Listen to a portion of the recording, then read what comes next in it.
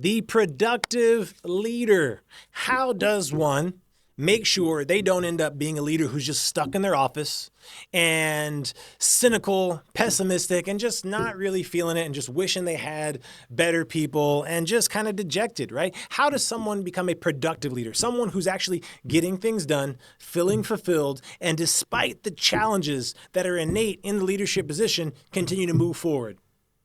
Well, that's what we're going to talk about today. Welcome back to Be Good Leadership. I am your host, Ronnie Caldwell, and as always, we're talking about how we make people and situations better through our leadership practice in every domain of our life. So today we're going to talk about how you become the productive leader. So many people, oftentimes, especially in leadership situations, are dealing with stress. They become a bit burnt out, overwhelmed, and sometimes choose to dial back from the leadership position. They hide away in their office. They become sort of confused about what to do next. And sometimes they just, default to, I'm just going to give people more work. That's the worst, is when they think that, well, maybe this leadership job is just giving people more work to do, more and more stuff to do. But what they don't do is sit for long enough and decide what are the things that are most important to you as a leader. And by figuring out what are the things that are most important to you, you decide to make progress on those priorities every day. A little bit of progress on those priorities every single day. Because if we don't prioritize and figure out what's most important to us, someone else will decide that for us. And we don't want that. For instance, if you talk to a lot of leaders, a lot of people who are doing very well in different organizations, one of the priorities they'll say is that, exercise is important to them. You ask them, well, when's the last time you missed a workout? Oftentimes the best leaders or the best people who are there would be like, well, I haven't missed a scheduled workout in years, and you're like, well, how has that happened? Well, these people oftentimes have made a routine for themselves. And there's so many people who are like, well, I'm not a routine person. I don't like to be. Everyone is a routine person. Actually, everyone has a routine, whether they know it or not. It's just some of us have a intentional routine and other people just have a routine that they've fallen into. Even those who don't like to set an intentional routine, if you ask them and try to see what they do on a day-to-day basis, it's usually the same. And someone could probably, an outside observer, could tell you what your routine is, even though you don't think you've made one. So the best leaders actually make a routine that's intentional and that touches on their priorities each day. And touching on those priorities every day creates a momentum. And it creates a sense of accomplishment when we can put out what are our important things. And there's a limit to the amount, but for instance, I might say, for me, my priorities every day, spending time with my wife. I got to make sure that I'm spending some time with my wife, having a good conversation. Writing. I want to make sure I'm writing every day. Coaching. I got to make time. I got to coach someone each day. Each day I got to be able to add value to someone and one of my clients each day. Exercise is something. I have to hit that every day. Every day I have to have some kind of physical movement. And reading. I got to make time to read every single day. So that's sort of my 5 things. So 5 things every single day, no matter what, I want to try to hit each of those every day as much as possible. So what's the well, how do you have time for all that? That's 5 different things you have time. At least 10 minutes. I have to schedule in 10-minute chunks. You know what? My wife, 10 minutes would be very little for her, but 10 minutes every day. Am I sitting down and having conversation where she is the only thing I'm paying attention to, where I'm completely engaged with her?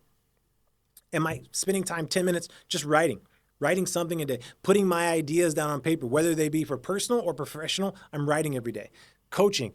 I can make 10 minutes. Even when I was working in a school building and there were so many different responsibilities, for 10 minutes a day, I'm going to make sure I should be giving some kind of feed forward to somebody. I should be adding value in some way, shape, or form, answering their questions, asking them questions, getting an update for at least 10 minutes of my day. Exercise, stretching, running, some calisthenics, whatever, at least 10 minutes a day. Reading, always have 10 minutes to read.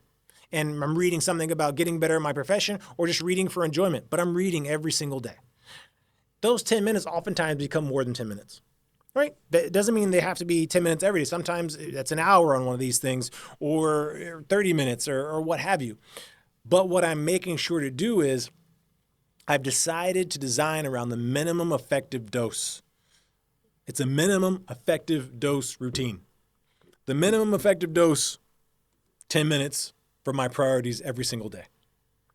And you create this structure to make progress on these things each day. And they might change. Your priorities could change every few months, every year, whatever. You could have a lifetime priority there. You're just going to always make sure you have time for that. And where does your energy go is a question. Because if you don't set a structure, if you don't calendar these things, if you don't have some way of saying, hey man, I got to do this and this is when I'm going to do it, sometimes people will say, well, my energy naturally goes to the most urgent thing or the crisis situation. I had a boss who he said his favorite thing was just putting out fires. And he would put out fires, but oftentimes the most important things would get out of whack. The most important things and some of the quality stuff around his personal life, around some of his personal goals, or even getting better in his profession, suffered because he was always drawn to the crisis, the most urgent thing. And that's where his energy went. Other people, their energy might go to their curiosity.